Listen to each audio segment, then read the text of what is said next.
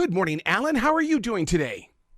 Very well. How are you? Absolutely fantastic. I'm proud of you for writing this book because a lot of people think that creative minds are just given this gift, but you really kind of take us into that backstage pass area, and you say it, baggage, tales from a fully packed life.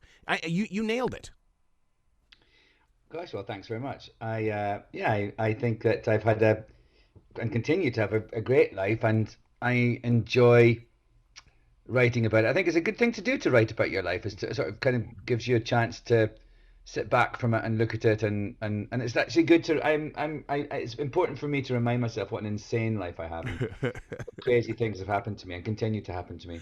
Are you And my are you a daily writer in the way that you sit down with a writing instrument and pen it out on paper? No, God, no. I have a couple of deadlines actually right now, and I'm a last minute panic writer. It's all going on in my head, but I'm no, I mean, when I'm doing a book, like the great thing about, finishing a book in a pandemic is that you have the time to do it every day. Like, I normally don't have actually the schedule I've got, and because I don't just do writing, I've lots of other things going on, so it's actually hard to get structure, and that was what was good, nice about this book, was that I kind of got to I'd written a lot of it, but I got to finish it and then have another look at it and sort of reshape it because of the pandemic. When you put a book together, do you do what I call fermenting? In other words, you get it ready. It's ready to go to the editor, but you allow a few weeks, maybe even a couple of months to go by, and you come back as the reader and not the writer. Yes, and I think actually that's one of the things that is good about, as I was saying, having this crazy schedule, that is that happens even during it. Like I'll be writing, and then I'll go away and make a film for a couple of months or something, and I can't do it at all. And I come back to it, and I have to sort of read it again just to remind myself of what I've done and what it was like. And then it's annoying because, of course, the more you write, the longer it is takes you to read it again each time and get back to it. But I take time away from it during the process, quite long chunks sometimes. And so I think that really helps because you come back to it and you think, oh, that was quite good, or what the hell are you doing? So it's a kind of self-editing, and I do think it's good to take some time away from stuff and come back and reassess. Oh, I've got to learn how to do that. And the reason why is because I accuse myself all the time of living a Google Calendars lifestyle. If there's a block open, I want to fill it with something. Mm, mm. I know what you mean. I'm kind of in that thing. I try and fill it with, like, having a nap, or Oh, wow. going for a swim, or just stuff like that. I have to kind of schedule fun as well. Yeah, absolutely. So when you're bringing together singing sappy songs at Cafe Carlisle, did that come to you as a dream, or was that something you were out just driving around and all of a sudden it's like, whoa, I better feed this one. This one looks like it could grow. Well, the I sort of started doing concerts. Like, I'd never done that before. I did one thing before the Sappy Songs one, and I just sort of I'd always wanted to do like a show on my own, just as me. I thought it'd be a great thing to sort of be able to interpret songs as me and not as a character. But it was so scary to me, and so I kind of I'd done one show. It was called "I Bought a Blue Car Today." That was my first one, and then the Sappy Songs was the second one. And I just actually sort of coincided with that first memoir coming out, "Not My Father's Son," or me working on it, I suppose, and I just really felt in a place where I could be very open and honest and emotional. And so those songs, I chose all these songs for that reason. The So it book was quite a weepy show. Yeah. The book we're talking about is Baggage. I have to ask you because I mean you talk about the busy schedule. You talk about that fear and stuff like that. Dr. David told me, he says you're not depressed. You're addicted to excitement. Now, are you, Alan? Are you addicted to excitement like me? You're on the edge and you want to jump and it's like, oh, let's do it.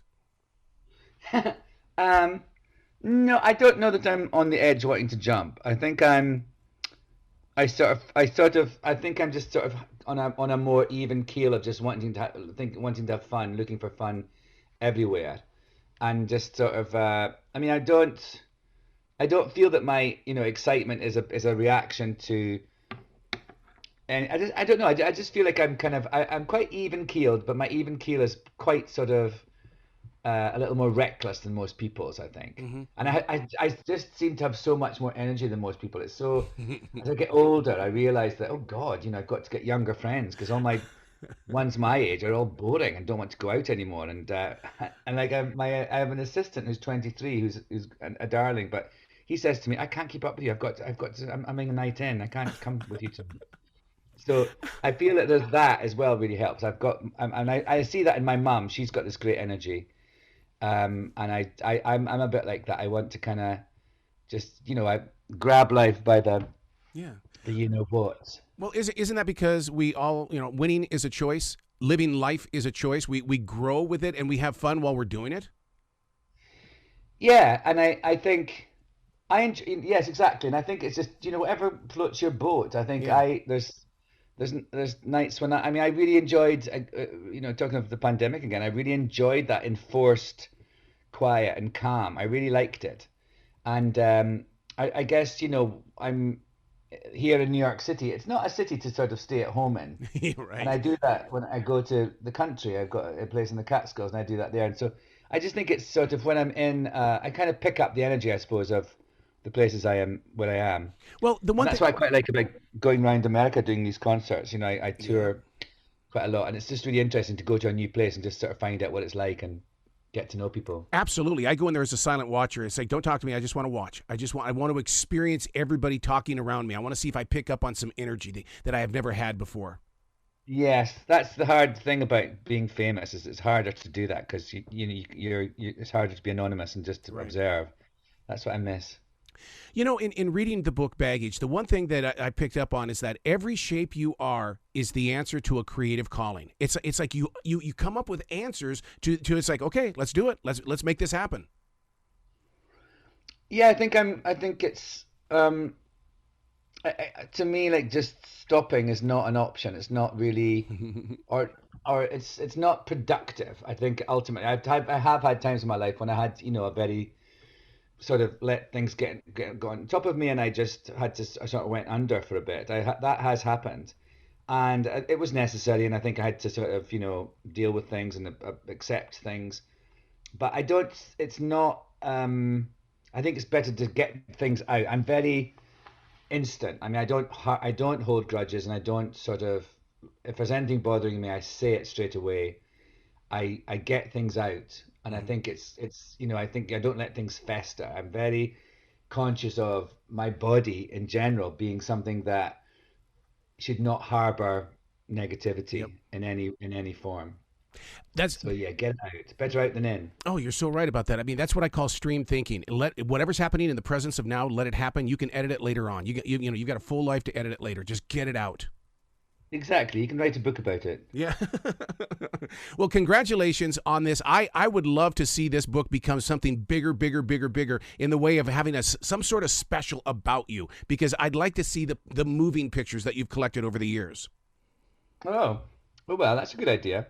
Maybe I should do that. Absolutely, because we would love to experience that even with motion and emotion. Oh, you planted a seed. Well, you come back to this show anytime in the future. The door is always going to be open for you, Alan. Thank you so much. It's lovely to talk to you. You be brilliant, okay? You too. Bye bye.